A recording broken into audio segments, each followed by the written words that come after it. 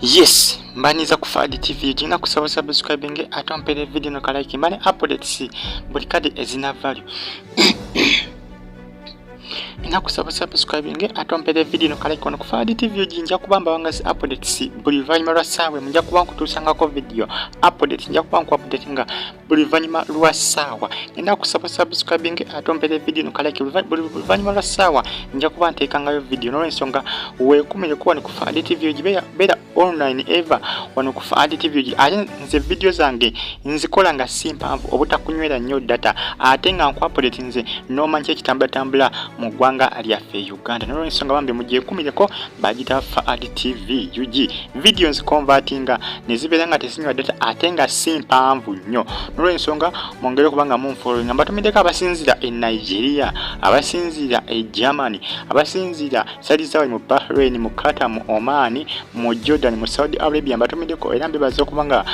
mujje kumirako bagita Fadi TV nakyo wakatha ntumideko kosa ne Judith Nakato Piti Aisha ntumideko Zainabu Makula ntumideko banagana bwanga lya mugwanga lya Canada comment sinziraba kosa nabo abali mu gwanga lya Iraq mbatumideko era mbebaza okubanga mujje kumirako Nabatanzi embeera ye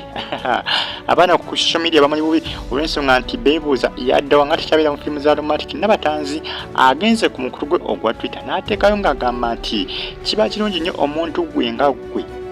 ng'omuntu gwe nga gwe weesalirawo ebyo byolaba ebinaakutwala maaso kyawandise kyokka ku mukuru gwe ogwa Facebook agambye nti omuntu kiba kirungi nnyo gwe nga gwe okwesalirawo ebyo ebinaakutwala maaso ate ng'otademu n'okuriskinga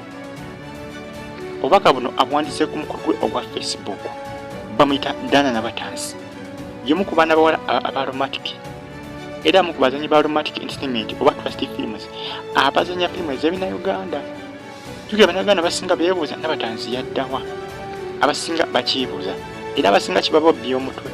ono agenze ku mutwe ogwa Facebook nga embagambye obubaka bawandiseyo agambye nti nno omuntu kiba kyetaaga gwe nga gwe ne weesalirawo gwe nga gwe newankubadde oba otaddemu obanga kyogenda okusalawo kirimu okuriskinga obulamu bwo tokifaako nga kiba kinyuma nnyo gwe ne weesalirawo ekisolo bye kinaakutwala mu maaso ye Nabatanzi bwe bubaka bwawandise ku mutwe ogwa Facebook obubaka obwo nze nga nze mbutegeddemu kirala Nabatanzi abadde nga agamba nti yavudde mu Aromatic lwakuba tagadde kiraga nnyo mu lwatu obubaka buno engeri gyabuwandiseemu kiba kiraga nga ye eyakoze okusalawo ku ekyo ekinaamutwala mu maaso kuba Nabatanzi tenaba kuwandika obubaka bonna bulaga nti yayawulidde okuva mu Aromatic direct naye ate buno obubaka bwawandise ku mukulu gwe ogwa Facebook abuwandiseyo indirect abuwandiseyo nga abubikirira naye nga nze ndaba bulabika butegeeze ekyo Nabatanzi akayakozeho okusalawo okwo nakakana bambi nga yawulidde okuva mu Aromatic ku kusalawo kwe yakoze bwe ndaba nze nga nze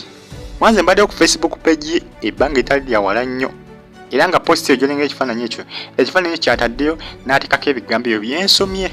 n'olwensonga Nabatanzi bambi ng'amazima bannayuganda basinga beebuuza yavudde mu Aromatic tanavaamu kwegamba buli omu kyasinga kyayogera ku social media endowoozi bagita Fadi TV subscribe like nga commenting ate oshare kuba basinga beebuuza